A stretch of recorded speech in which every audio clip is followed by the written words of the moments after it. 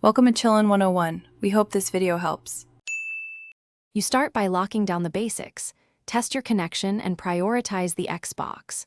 Run a speed test and confirm at least 10 Mbps down and stable ping. If you see spikes, reboot the modem and router. Once done, switch to wired Ethernet or 5 GHz Wi-Fi, place the console near the router, and disable other heavy downloads.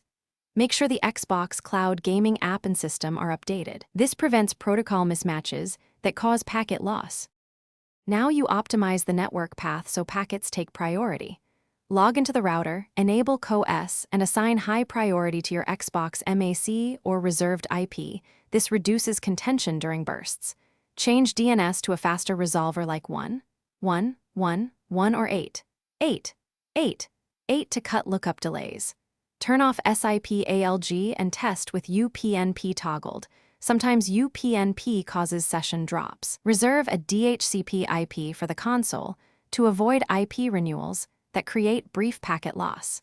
Finish by validating stability. Run repeated packet loss checks and 30-second pings to cloud hosts while streaming. You want near zero loss and consistent latency. Make final tweaks like updating router and Xbox firmware. Set MTU to 1500 if your ISP supports it, and use a high-quality Ethernet cable or adapter.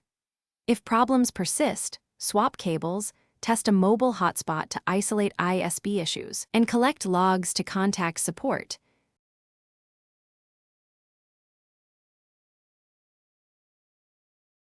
Thanks for watching. Consider subscribing if we helped you.